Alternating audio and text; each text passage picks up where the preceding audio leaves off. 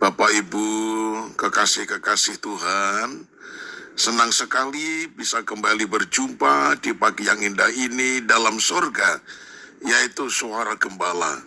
Kita satu di dalam doa. Segala pujian dan syukur kami naikkan kepadamu, ya Tuhan Yesus. Semalaman telah berlalu, kami boleh menikmati tidur dengan baik. Dan pagi ini kami boleh bangun dalam keadaan yang sehat. Itu sebabnya kami menyembah kepada Engkau, memuji-muji namamu, memasyurkan namamu. Dan kini kami ingin firman-Mu, Tuhan perdengarkan lewat suara gembala. Terima kasih Tuhan, dalam nama Tuhan Yesus, haleluya. Amin. Tema renungan pagi ini, saudaraku, yaitu bersyukur dalam segala perkara. 1 Korintus 15 ayat 10 bagian A berkata demikian. Tetapi karena kasih karunia Allah, aku adalah sebagaimana aku ada sekarang, dan kasih karunia yang dianugerahkannya kepadaku tidak sia-sia. Nah saudara, seringkali kita merasa tidak puas dan menggerutu dengan keadaan kita saat ini. Pengalaman buruk di masa lalu terkadang terus menghantui perjalanan hidup kita. Inilah yang membuat kita tidak dapat mengucap syukur kepada Tuhan. Andai kata kita dapat menyadari keadaan diri sendiri, seberapa kekuatan atau kelemahan kita, kita akan lebih dapat menerima diri kita sebagaimana adanya. Saudara, bagaimanapun keadaan kita di masa lalu, janganlah menjadi masalah yang dibesar-besarkan. Yang penting adalah keadaan kita sekarang ini, yaitu bahwa Kristus telah mati karena dosa-dosa kita sesuai dengan kitab suci, bahwa Ia telah dikuburkan dan bahwa Ia telah dibangkitkan pada hari yang ketiga sesuai dengan kitab suci. 1 Korintus 15 ayat 3 dan 4. Keberadaan kita adalah karena kasih karunia Allah.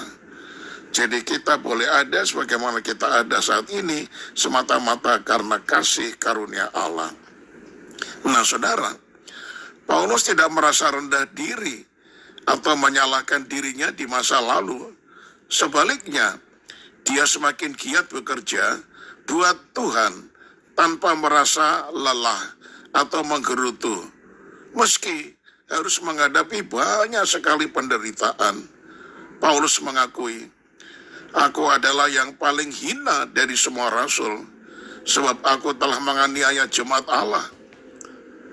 Tetapi karena kasih karunia Allah, aku adalah sebagaimana aku ada sekarang, dan kasih karunia yang dianugerahkannya kepadaku tidak sia-sia. Sebaliknya, aku telah bekerja lebih keras daripada mereka semua. Tetapi bukannya aku, melainkan kasih karunia Allah yang menyertai aku. 1 Korintus 15 ayat 9-10. Nah, bagaimana kondisi hati kita saat ini, saudara? Adakah ketidakpuasan terus bergejolak? Mari belajar bersyukur. Alangkah indahnya jika setiap kesempatan yang ada kita pergunakan untuk melakukan sesuatu bagi Tuhan, karena kita sadar betapa kita tidak dapat hidup tanpa campur tangannya.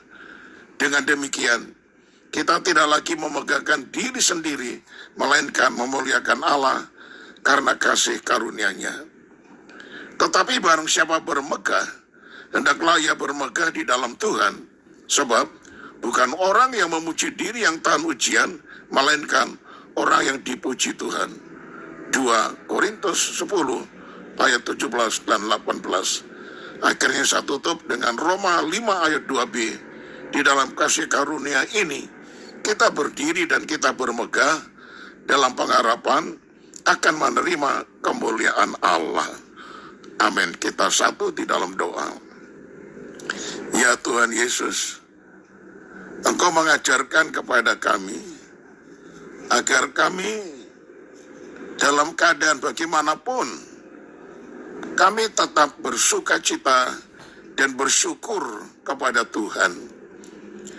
Itu sebabnya kami bersyukur dan berterima kasih lewat firman yang mengingatkan kepada kami.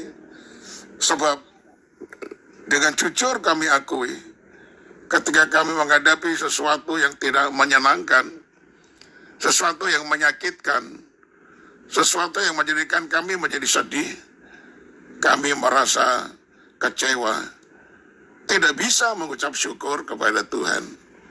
Itu sebabnya ampunilah kami. Lewat renungan pagi ini kami sadar, dalam segala perkara, kadang-kadang Engkau sedang menguji kesetiaan kami, ketaatan kami, kasih kami, pengorbanan kami. Engkau juga menguji apakah kami menjadi orang Kristen yang sejati, yang sudah lahir baru dan sudah meninggalkan tabiat yang lama.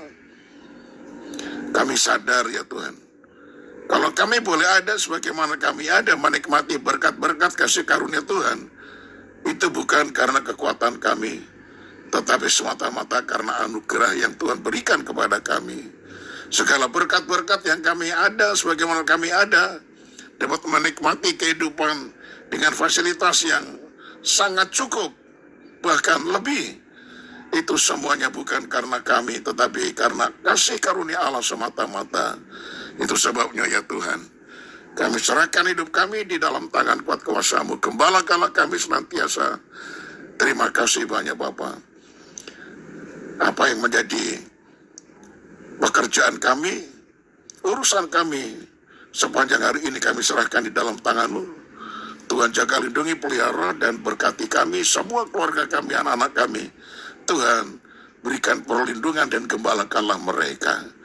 Inilah doa yang kami sudah panjatkan demi nama Tuhan Yesus Kristus, Tuhan dan Juru Selamat kami.